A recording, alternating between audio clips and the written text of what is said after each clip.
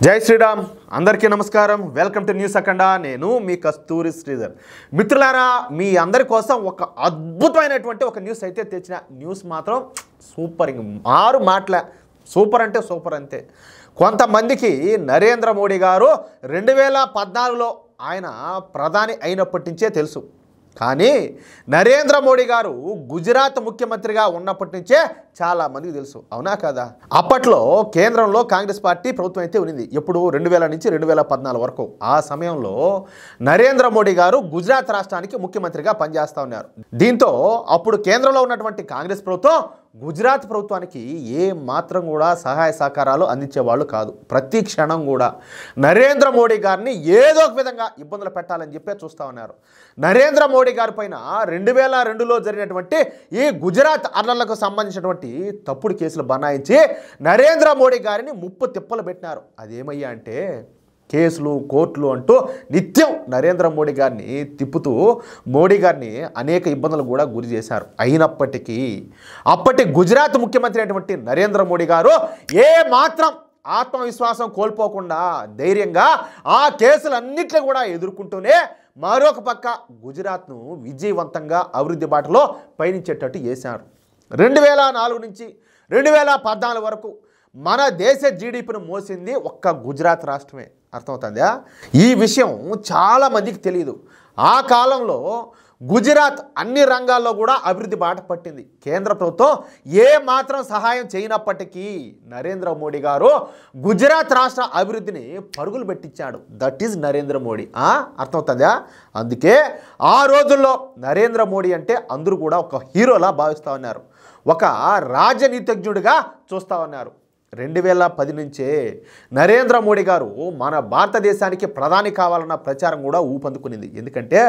గుజరాత్ను ఆ విధంగా అభివృద్ధి చేశాడు కదా ఆ రోజుల్లోనే బలంగా ఉన్నటువంటి కాంగ్రెస్ పార్టీను ఢీకొట్టే మొనగాడు ఢీకొట్టగలిగేటటువంటి యోధుడు నరేంద్ర మోడీని అని చెప్పేసి అందరూ కూడా భావించారు ఇక ఆ తర్వాత జరిగినటువంటి విషయాలన్నీ కూడా మీకు తెలిసినట్టే ఇక అసలు విషయానికి వద్దాం రాంపాల్ కశ్యప్ ఈయనది హర్యానా రాష్ట్రానికి చెందినటువంటి కైతాల్ ప్రాంతం ఈయన ఒక సామాన్య బీజేపీ కార్యకర్త అప్పట్లోనే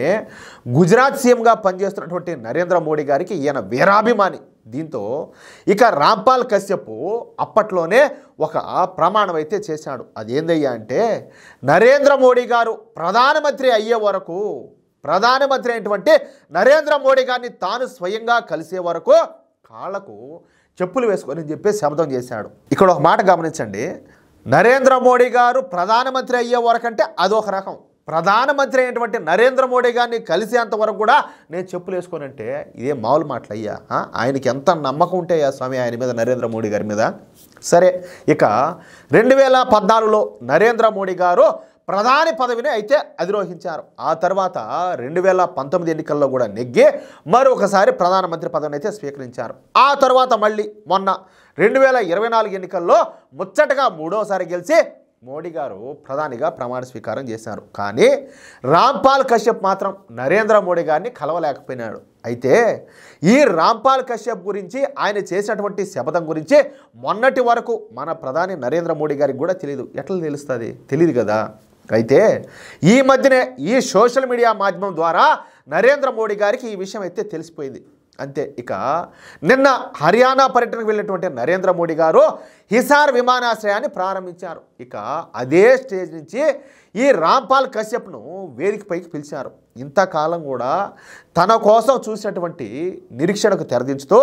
కొత్త షూస్ను నరేంద్ర మోడీ గారు ఆయన ముందుంచుతా వాటిని తొడుక్కునేందుకు స్వయంగా నరేంద్ర మోడీ గారు సహకరించారు అబ్బా దొరుకుతాడయ్యా స్వామి ఇటు నాయకుడు దొరుకుతాడా అంటాలే అసలు నరేంద్ర మోడీ గారిని అట్లా కళ్ళెదుట చూస్తే జన్మ ధన్యమైపోయిందని చెప్పేసి భావించేవాళ్ళు కొన్ని లక్షల మంది కాదు కోట్ల మంది ఉన్నారు అలాంటిది ఆయన కలవడం ఆయన పక్కన కూర్చోవడం స్వయంగా ఆయన షూస్ అందిస్తే అవి తొడుక్కోవడం ఆయనే వాటిని కట్టుకోవడానికి సహకరించడం ఎంత అదృష్టవంతుడు ఆ స్వామి ఈ రాంపాల్ కశ్యప్ ఎంత అదృష్టవంతుడు ఎంతమందికి అర్థమవుతుంది అలాగే నరేంద్ర మోడీ గారు మాట్లాడుతా రాంపాల్ కశ్యప్ ప్రతిజ్ఞ నా కోసం మాత్రమే కాదు మన దేశానికి సరికొత్త దిశానిర్దేశం కోరుకున్న ప్రజలందరి సమిష్ట శక్తికి ఇది నిదర్శనం. 14 ఏళ్ల పాటు నా కోసం నన్ను కలవడం కోసం చెప్పులు కూడా లేకుండా నడవడం అంటే అది మామూలు మాటలు కాదు. అందుకు ఎంతో ఓర్పు ఉండాలంటూ నరేంద్ర మోడీ గారు వ్యాఖ్యానించడం విశేషం. ఈ దృశ్యం ఇప్పుడు దేశ ప్రజలందరి హృదయాలను కదిలించేసింది. అట్లే ఇక్కడ నేను ఒక మాట చెప్తా, జనాలు అందరూ ఒకటిగా ఉండరు. సరే, ఈయనైతే శబ్దం వేసినాడు, ఏది నరేంద్ర మోడీ గారు ప్రధానమంత్రి అయ్యే వరకు, ఆయన నేను కలిసే వరకు నేనైతే చెప్పులు వేసుకోనని చెప్పేసి చుట్టుపక్కల వాళ్ళు పనికిమాలి గుంపు కొంతమంది ఉంటారు. ఏమైనా మోడీ గారు ఈసారి కూడా ప్రధానమంత్రి అయినాడు కదా, మూడోసారి కూడా ఏమైనా కలిసేదానికి ఏమైనా అవకాశం ఉండదా, ఎవరితోన్నా మాట్లాడినా, ఎవరినన్నా కలిసినా ఒకసారి నరేంద్ర మోడీ గారిని కలిపిమని. అయినా ఆయన నిన్ను ఏడగలుస్తాడులేబ్బా, ఆయన ఏది నిన్ను కలిసేది ఏంది, ఆయన ఇప్పుడు ప్రధానమంత్రి అయిపోయా, ఆయన ఏది నిన్ను కలిసేది ఏంది అని చెప్పి సూటుపోటు మాటలు మాట్లాడే వాళ్ళు కోట్ల మంది ఉంటారు. ఉండరా ఈ దేశంలో? ఉంటారు పనికిమాలి ముండా కొడుకులంతా. అయినప్పటికీ ఆయన ఎన్ని అవమానాలను అనుభవించాడో, ఎన్ని బాధలను భరించాడో ఓపిక పట్టాడు.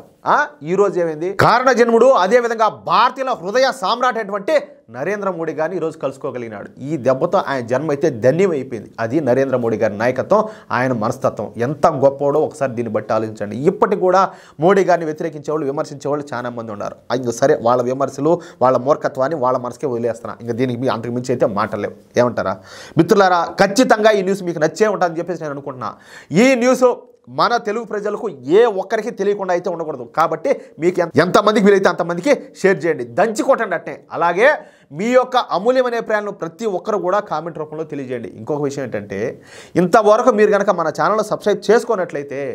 ప్రతి ఒక్కరు కూడా మన ఛానల్ సబ్స్క్రైబ్ చేసుకోండి, సపోర్ట్ చేయండి ప్లీజ్. జై శ్రీరామ్.